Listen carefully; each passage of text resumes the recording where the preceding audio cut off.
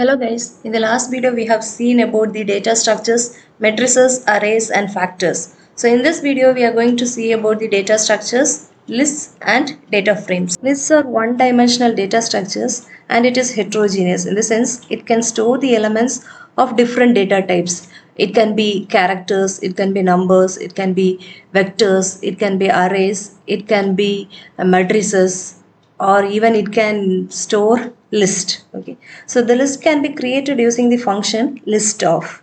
So let's see an example. So here I have created a list using the function list of, and I have mentioned the data types such as characters, arrays, logical data types as well as numeric data types. So whenever you want to create a list, make use of this function list of.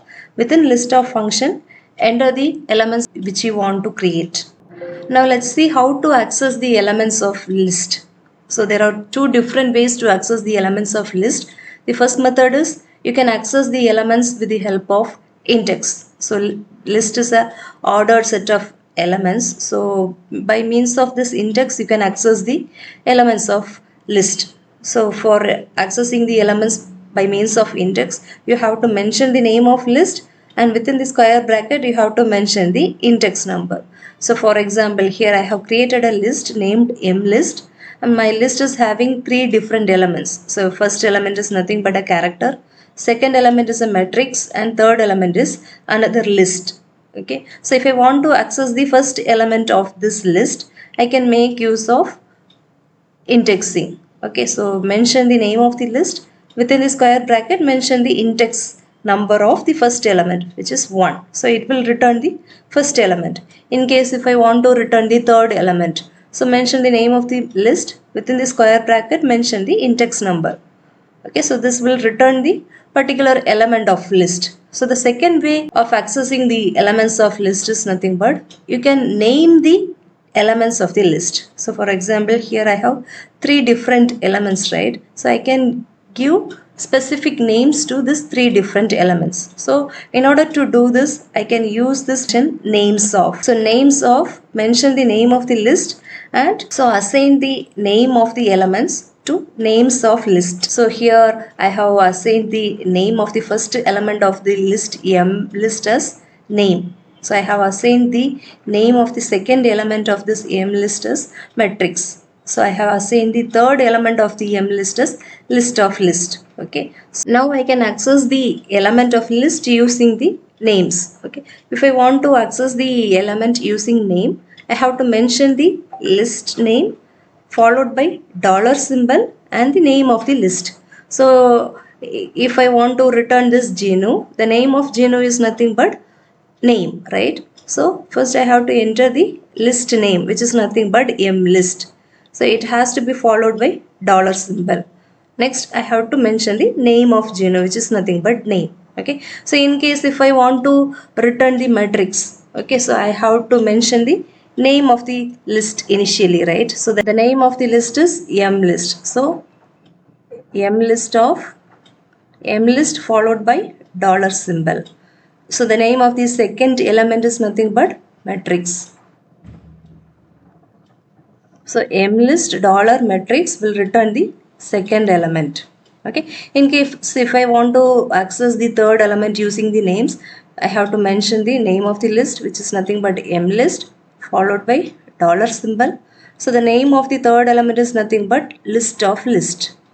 So list of list. This will be returning the third element of the list mlist. You can perform certain manipulations in the list elements, such as you can add a new element to the list, or you can delete an element from a list, or you can update the particular element of a list. Okay, so let's see how to perform these operations. So in order to add a particular element at the end of the list, you can make use of this function append of. Okay, so for example, I have created a list named this list using the function list of. So this list consists of three elements, namely apple, banana, cherry. So in case if I want to add a new element orange at the end of this list, I can make use of this function append of. So append of, within the bracket you have to mention the name of the list and the element to be added. Okay, so if I print this, So the name element orange is added here, right? So similarly, even you can add a particular element at a particular index. Okay, you can make use of the same append of function to add a element to a defined index. So in case if I want to add a particular new element to the index 3, okay, so I can make use of the same function append of. So within the append of function, you have to pass an additional parameter named after which index I have to add the new element. So here in this example, if I want to add the element at index 3, I have to mention this value of after as 2. So append of name of the list followed by the name of the element to be added followed by after. So after 2 I have to add my new element. Okay, so this will print the list. So you can see, right? So already the list consists of the elements apple, banana, cherry. So now the orange is added at the third index. Okay, you can even use another method for adding elements at particular index. Okay, so you can mention the list name and mention the index within the square bracket. Okay, so you have to assign the element which has to be added. For example, here I have already created a list named my list. For example, here I have created a list using the elements characters, logical, data types, numerical as well as integers, right? So in case if I want to add a new element to the last index, so here the length of the list is nothing but 6. If I want to add a new element at index 7, so I can mention the list name within the square bracket, mention the index, so assign the new element to be added. So here I am going to add a new element. I am naming the new element as new element itself. Okay, so this will print all the values of the list. So you can note that at the 7th index a new element is added. Okay, similarly, you can delete a particular element of list. So in case if you want to delete a particular element of list, mention the name of the list and within the square bracket, mention the index of the element to be deleted. Okay, so to this index, assign the value null. It has to be in capital letter. Okay, so if I run this, I will get the output. So in the list, the index 7 has been deleted, right?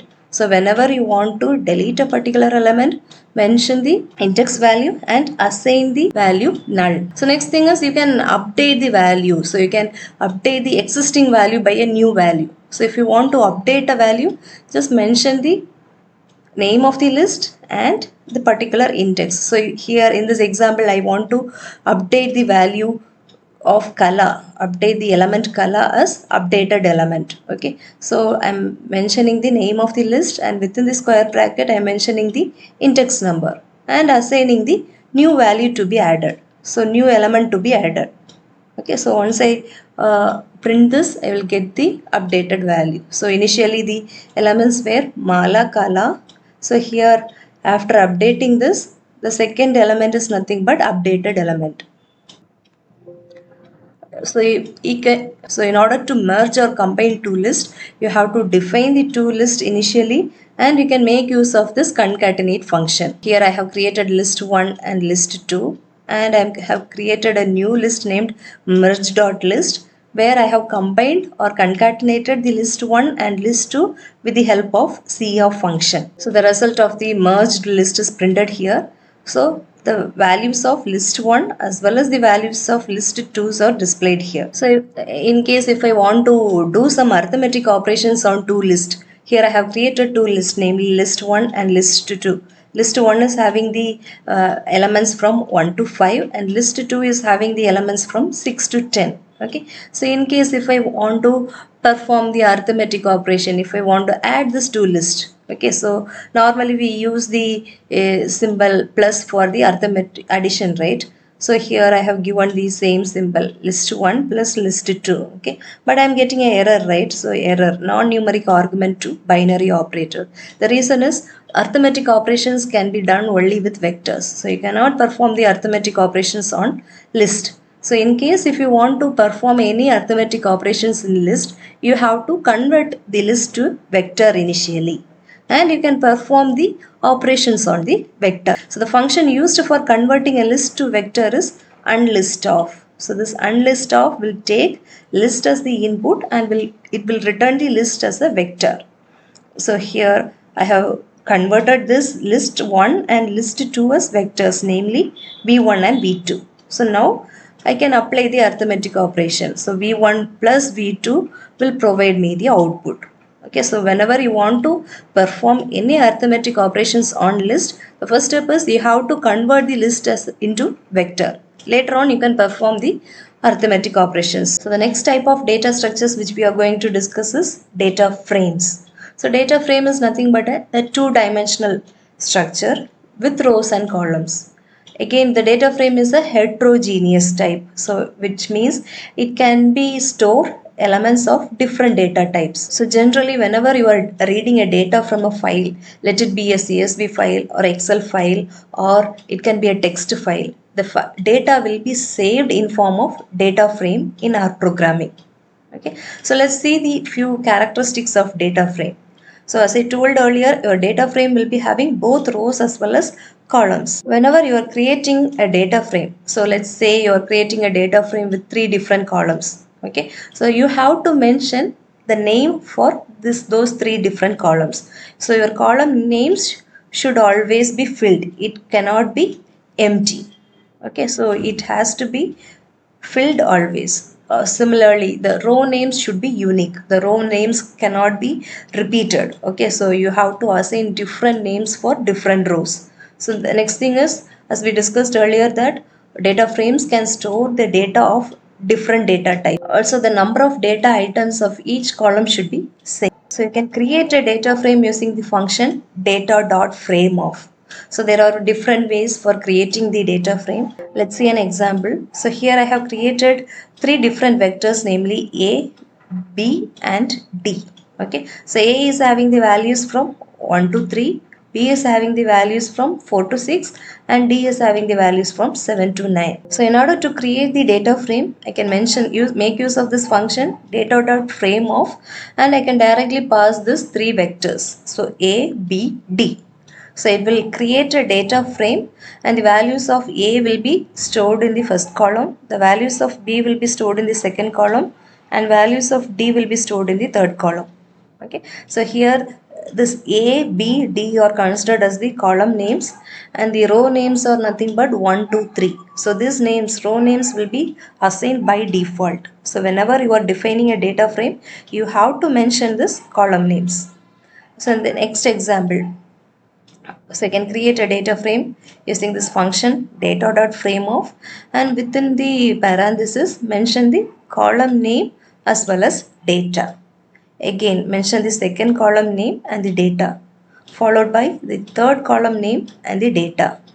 Okay, so in this example I have created a data frame named m.data. So using the function data.frame within the parenthesis, so my column names are m_id, m_name and salary. So I have told you earlier that data frames are heterogeneous, right? So it can store the values of different data types. So in this example, so the first column is nothing but a vector of numerical type, right? So here it is a vector of character type. Again this is a vector of numerical data type, right? So once I print this, I will get a table like structure. Okay, so this row names are defined by default.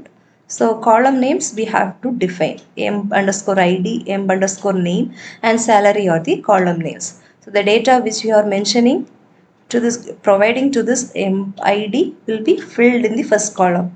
The data which you are providing for m_name will be mentioned in the second column. The data which you have assigned for the salary will be stored in the third column. So now we can use this summary of function to obtain the statistical summary of the data frame. For example, if we want to find the summary of the data frame which we have created just now, m.data. So mention summary of, within the parenthesis mention the data frame name which is m.data. Okay, so it will provide the minimum value of the data frame, maximum value of the data frame, okay, median of the data frame, mean value, first quartile value, third quartile value. So what's the length, class, mode. So all these things will be defined for each columns of the data frame. Okay, so summary of function, it is mainly used for obtaining the statistical details of the data frame. So in case if you want to find the structure of the data frame, you can make use of this function strof. So within strf, mention the name of the data frame. It will provide the details like how many observations or how many elements are present in the data frame. So how many columns are present in the data frame, and in each columns what are the data type of elements present in the data frame, right? So all those details can be obtained by using this function strf. Now let's see how to access the data of a data frame. So let's consider this data frame as an example. The name of the data frame is DF. So this data frame consists of 4 rows as well as 4 columns, namely ID, items, store, price. So in case if I want to access a particular element of a data frame, okay, so I have to mention the row and column number. So first write the name of the data frame. So here the name of this data frame is nothing but DF. So DF followed by square bracket. Within the square bracket, mention the row number as well as column number. So the row number of this element book is 1 and the column number of this element book is 2. So DF of 1 comma 2 will return this particular element. In the same way, if you want to access multiple rows as well as multiple columns, we can make use of the same thing. So mention the name of data frame. Within the square bracket, mention the row numbers. Okay, if it is in sequential order, you can make use of this 1 colon 4. This will return the rows from 1 to 4. Similarly, 1 colon 4, this will return the columns from 1 to 4. So if I want to access a particular row alone, okay, so I can mention the name of the data frame and within the square bracket mention the rows to be accessed. So if I want to access the first row alone, I can mention df of 1 comma. Okay, if I want to access the first 2 rows, I can mention as df of 1 is to 2 comma. Okay, similarly, if you want to access a particular column alone, mention the name of the data frame and within the square bracket comma followed by the particular column number. Okay, so meaning of this is this will return all the values of the rows of first column.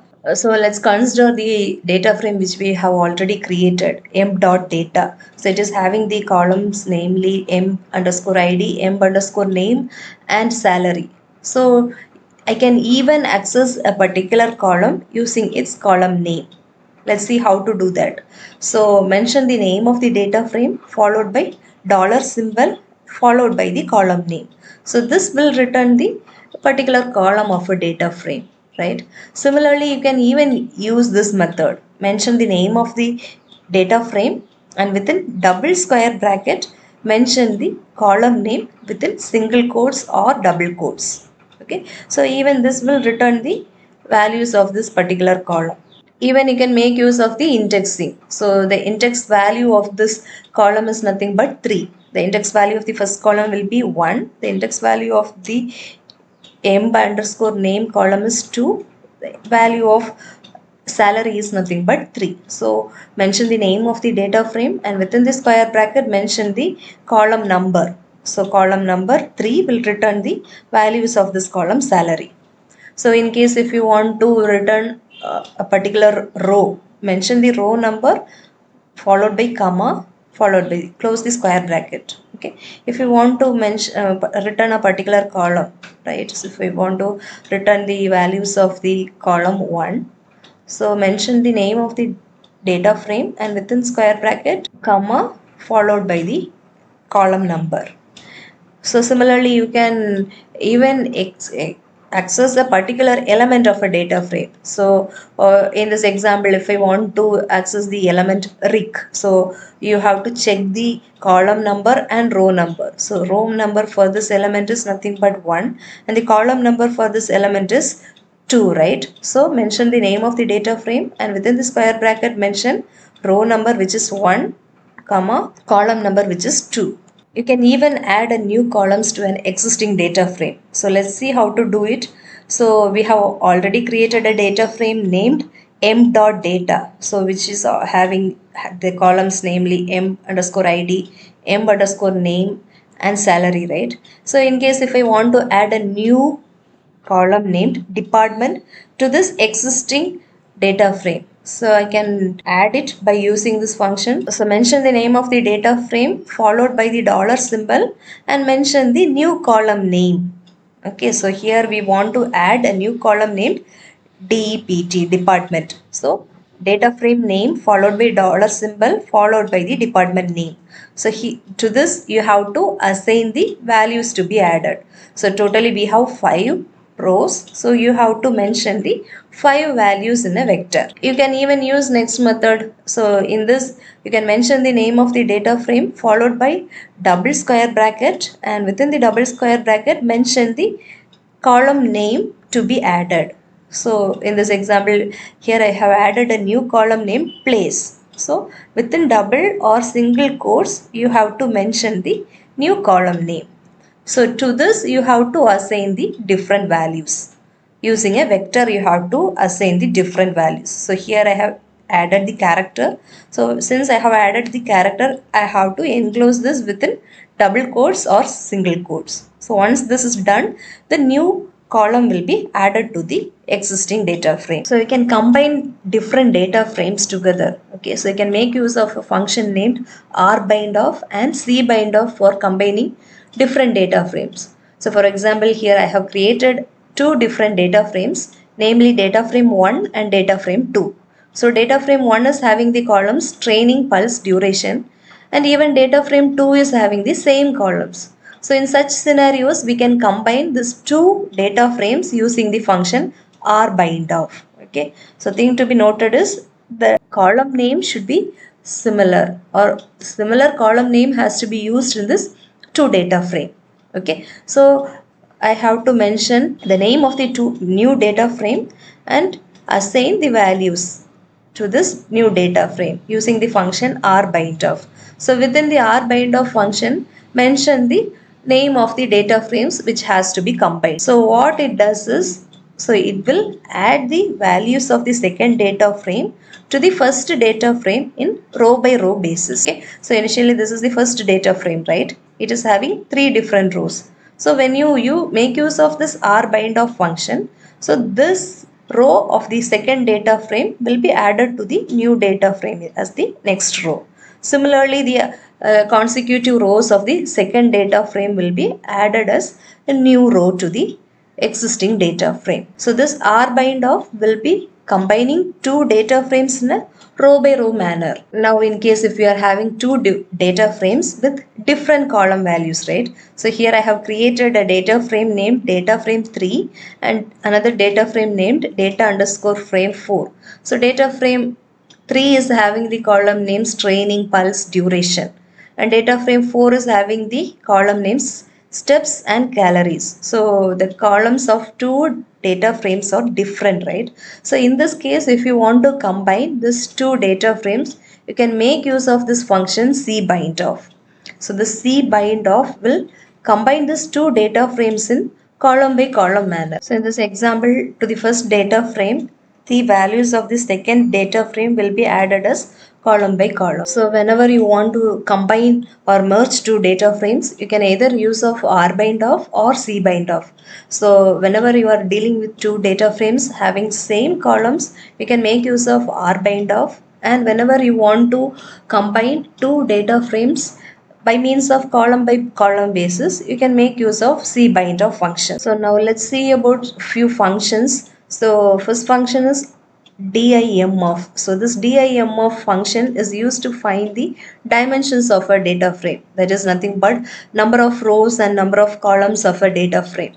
Okay. So next thing is ncol and nrow. In case if you want to find the number of columns present in a data frame, you can make use of this function ncol.